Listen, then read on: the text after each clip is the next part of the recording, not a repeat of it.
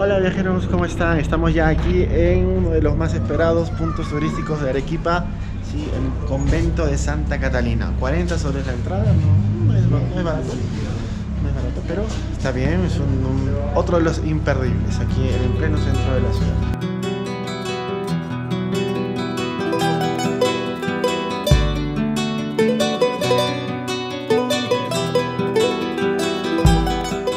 El monasterio de Santa Catalina es un convento enorme, parece una mini ciudad amurallada. La historia de este convento es un tanto curiosa. En el 1580 fue fundado por María de Guzmán, que se dedicó a reclutar a las monjas de una manera un poco selectiva. Estas entraban más por su fortuna que por su devoción religiosa.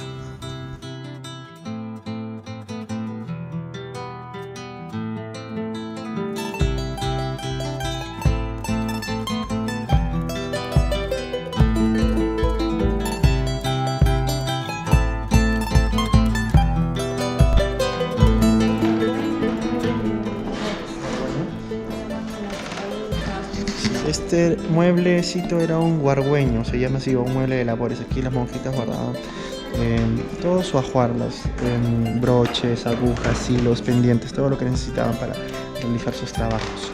Y los cuadros que ven ahí son cuadros que pertenecen a la escuela cusqueña. La escuela cusqueña es una de las escuelas artísticas de pintura más desarrolladas y más importantes, si no la más importante, que se desarrolló aquí originalmente en Perú. Una escuela netamente peruana, cusqueña. Aunque normalmente no recomiendo contratar los servicios de un guía privado en los lugares que visitamos, especialmente en este lugar te lo recomiendo totalmente. Por 20 soles más tendrás a tu servicio un guía que te contará todos los secretos que guarda este magnífico monasterio. Realmente la experiencia será única.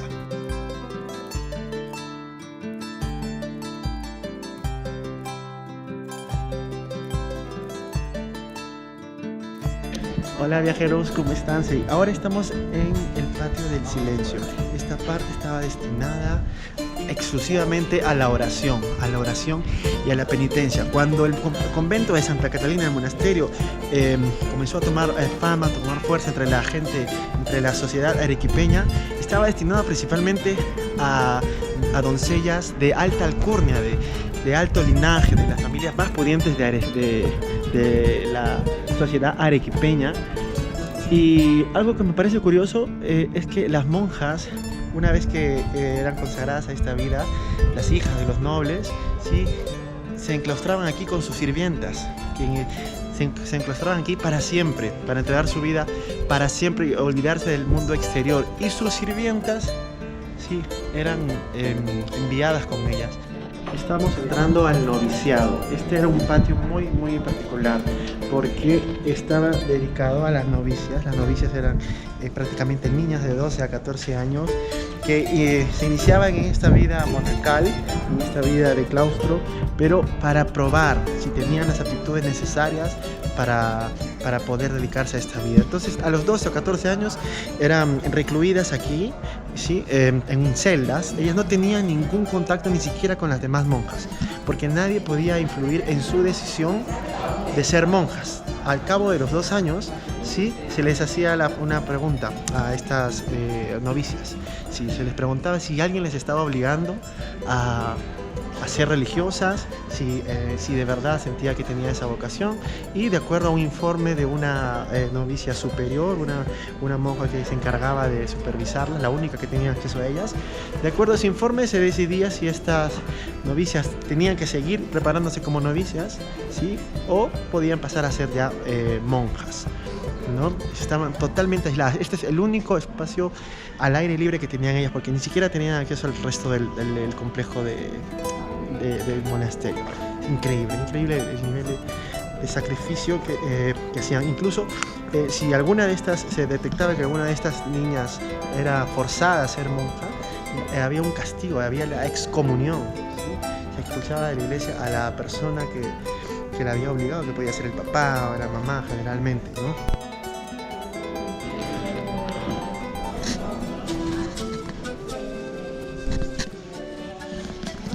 Ahora, si observan el detalle de la cama, está ubicada en una hendidura, en un espacio hueco de la pared. ¿Por qué?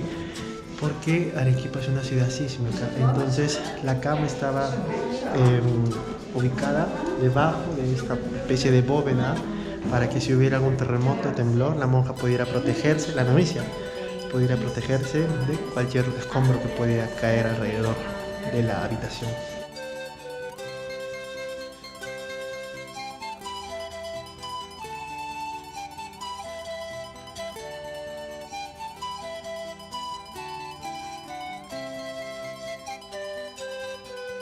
Ahora en esta preciosa placita, es una de las más grandes del monasterio.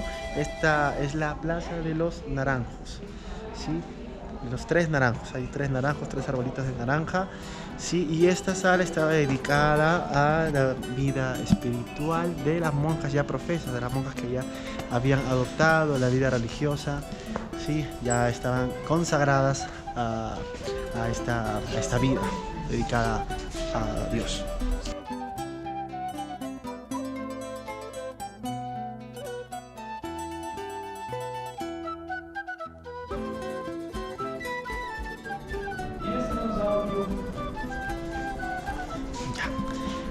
Estamos entrando, vamos a entrar por el otro lado, pero les voy mostrando la sala de Profundis.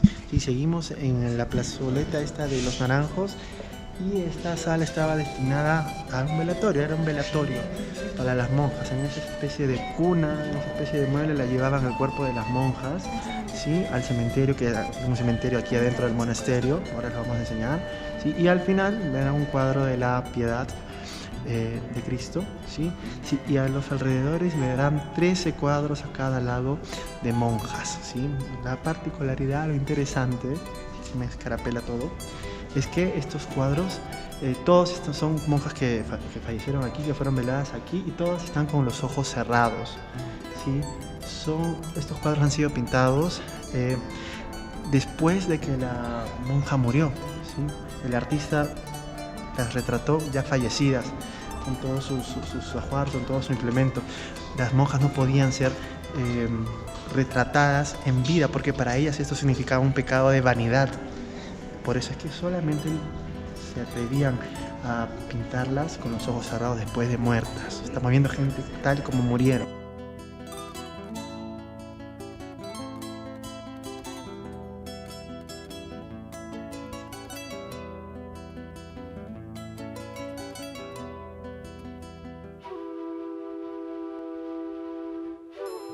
Paseando por las calles del monasterio de Santa Catalina, te sentirás como si hubieras retrocedido varios siglos en el tiempo.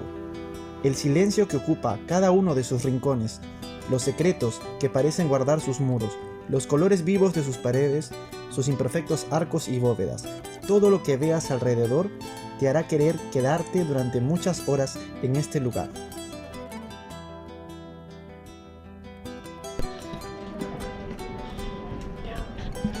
Seguimos recorriendo el monasterio de Santa Catalina. Ahora hemos llegado a la calle Málaga, una de las principales calles, que tenían calles y barrios. Era tan grande que habían calles y barrios y plazuelas en este monasterio. Esta zona está conformada por 3 columnas de estilo toscano, ¿sí? Y es muy interesante porque en esta zona se dice que las monjas se flagelaban, ¿no?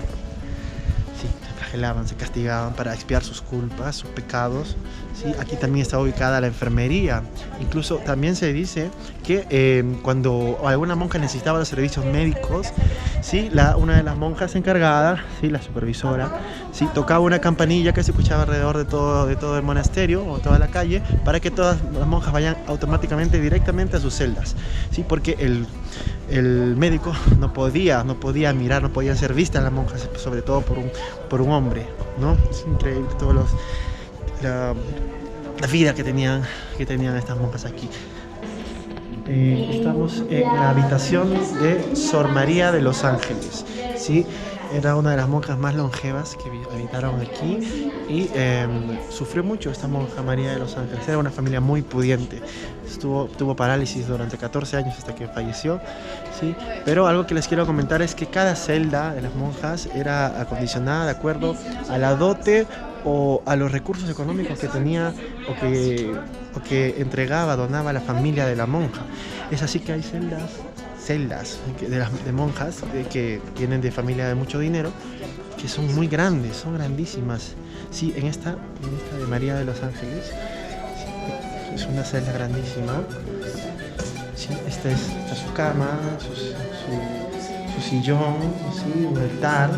Aquí está una foto que me parece súper terrorífica. ¿Sí? Sí. Sus remedios, ¿sí? Y el de aquí era el cuarto de su sirvienta. Sí, venían, ya les expliqué, venían ingresaban al claustro con la sirvienta.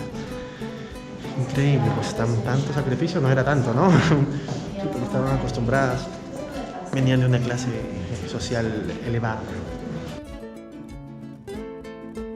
El monasterio se puede visitar desde el año 1970. Aún lo habitan monjas de clausura, que se alojan en un extremo del convento al que no tienen acceso los visitantes, pero el resto de salas están abiertas al público. Se trata de un monasterio que llegó a tener una población de casi 500 personas entre monjas y sirvientas. Esta celda es un poco particular porque es grandísima y tiene dos habitaciones. ¿Sí? Tiene la cocina, tiene su altar, pero era obviamente una monja muy acomodada, a una viuda.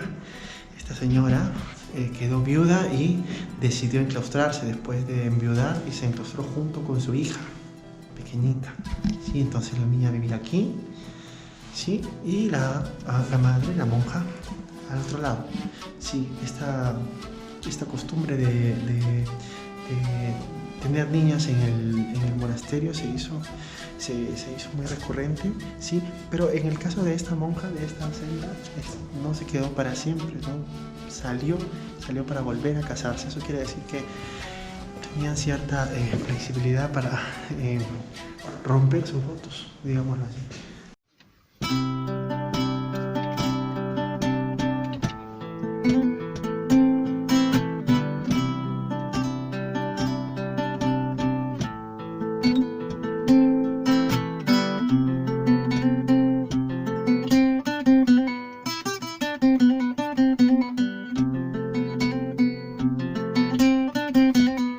Nos encontramos en otra de las calles del convento de Santa Catalina del monasterio. Estamos en la calle Toledo. Esta calle es la más antigua de todo el complejo, ¿sí? Y si se darán cuenta, los techos son totalmente diferentes. Miren, son de tejas y paja.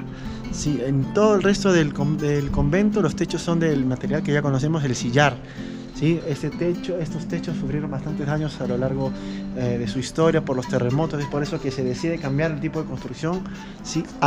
De las bóvedas en los techos al sillar, ¿sí? Pero esto es un inicio como era el convento de Santa Catalina, con esta clase de techos, con tejas.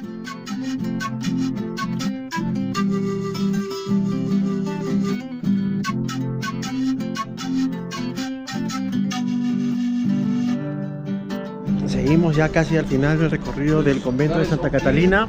Estoy comiendo un heladito. Estamos en lo que podría significar la primera lavandería de Arequipa. Sí, lavandería a nivel de negocio, porque ven estas tinajas que están aquí. Bueno, aquí las monjas venían a lavar su ropa. Sí, acá hay una canaleta de agua, tenía un sistema de agua, caía el agüita acá, lavaban, y se dice que las monjas también lavaban algunas ropas del exterior, de la gente de afuera, sí, a manera de una forma de recolectar ingresos para el convento.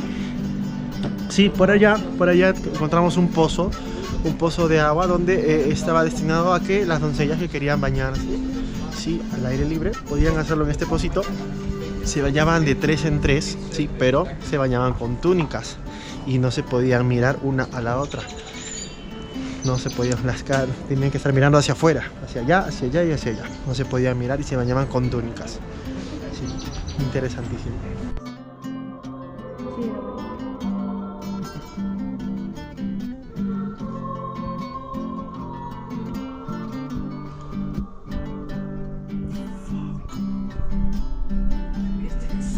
Estamos en una habitación, en una sala muy importante, una sala dedicada a Sor Ana de los Ángeles, una de las beatas, de las monjas más ilustres del convento Santa Catalina.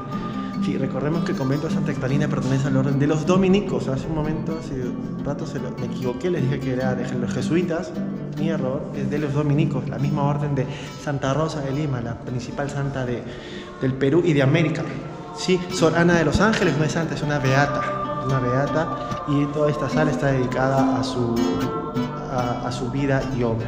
Sí, aquí hay un busto que de verdad es bastante desconcertante, bastante perturbador, porque está diseñado en base a la digitalización y el cráneo y la reconstrucción en 3D de Sor Ana de los Ángeles. En realidad era muy bonita, muy bonita.